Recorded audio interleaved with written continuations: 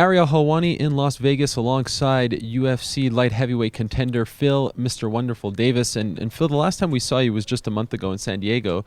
You told us you wanted to take some time off, you wanted to work on a few things. Then like a week later, they announced you're fighting Rashad Evans. What happened? Well, sometimes you get an opportunity you can't pass up, and this was that opportunity. The more I think about it, I'm sorry John Jones is hurt, but it's a great opportunity for me to continue my career in the 205 division and just keep moving up. So, I really was looking for some time off.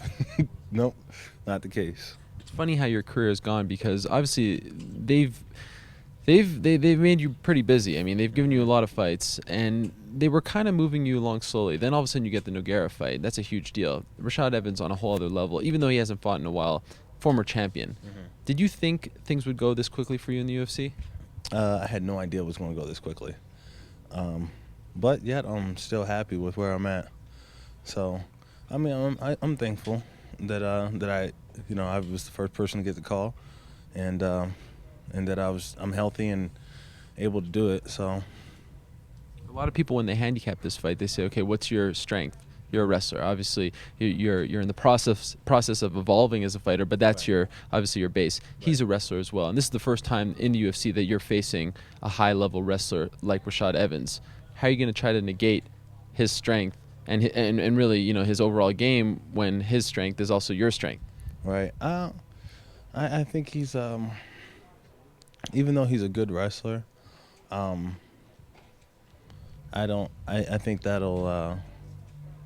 I don't think it necessarily will stop me from using my wrestling against him. Sometimes having some wrestling background, it makes for a better matchup as far as wrestling goes. Sometimes people don't do the right thing when you're trying to perform a technique, and just having that little bit of wrestling knowledge, when I anticipate your next move, it helps me take you down or just kind of move you around. So I don't know if it's necessarily a bad thing.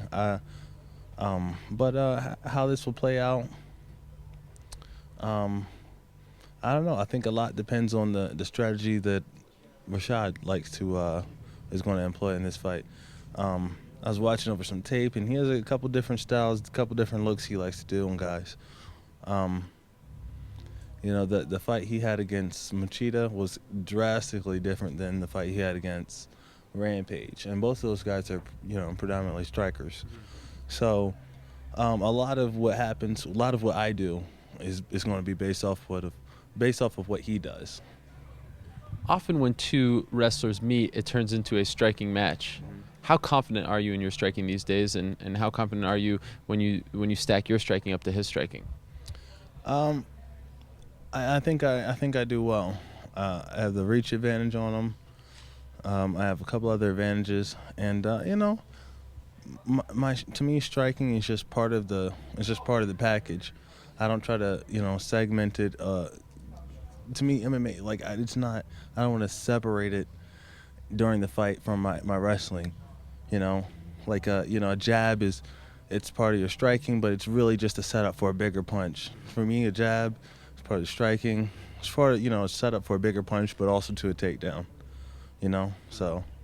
It's funny when Rashad Evans does interviews, most of the questions he gets these days are about John Jones, not you. And a lot of drama going on between them, especially on Twitter and all that stuff. Right. Do you feel as though not all of his attention is on you? And I know we're a few months away, but you don't hear him talk about you a lot these days. And I know it's on us too because we're asking him these questions, but still, a lot of the focus is on this Jones fight, which isn't happening. Right. It's to me, it's a good thing. If I'm able to sneak past him, sneak past his attention. If he's not really focused on me, that's fine. I don't know what I need to do to keep getting to ask you a couple more questions. Keep that going, guys, all right? It's funny, when I was about to take it, you almost held it back, though. There we go. Exactly. That's That's what you've been doing. There you go. Nice. I noticed a 1 there. I mean, you didn't have anything bigger? One. Oh, that was the. Yeah, you didn't count the zeros. Right. Yeah. So I mean, I'm glad he has other things to worry about and focus on, and I have one thing I'm worried about, and that's Rashad Evans, and the more things he has going on. He's a busy man. Yeah, he has things to deal with his camp, his coaching, and this and that, and moving around and working out here, working out there, trying to find his new groove with his new teammates. And I have one thing to worry about, and that's Rashad Evans. So It's almost like he's in this state of transition in his career, and he hasn't fought. By the time you guys fight, it'll be over a year. right. Tough spot. Tough spot. Right. So, I mean, all these things I think are going to come into play and make for a very interesting fight. A good spot to be in is if you're a native of Pennsylvania fighting in Philadelphia. How cool is that? And how many fans, family, friends, all that, do you think will be in attendance? Oh, man.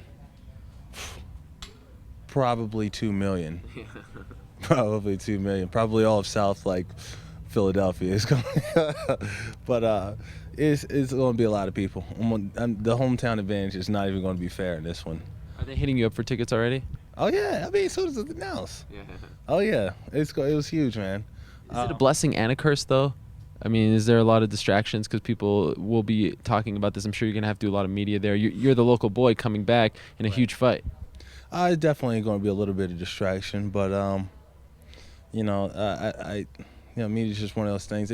I embrace it. It's fun to me, and like anything, I think if you keep the positive, outlook on it, it'll never be a nuisance as long as it's something you put as a priority and something you think is fun.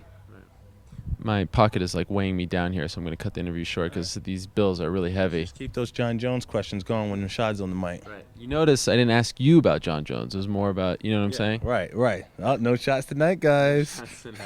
Well, good luck. I can't wait for this one. August 6th, UFC 133. Phil Davis goes up against Rashad Evans. Best of luck. Thanks for the time. Yep, thank you.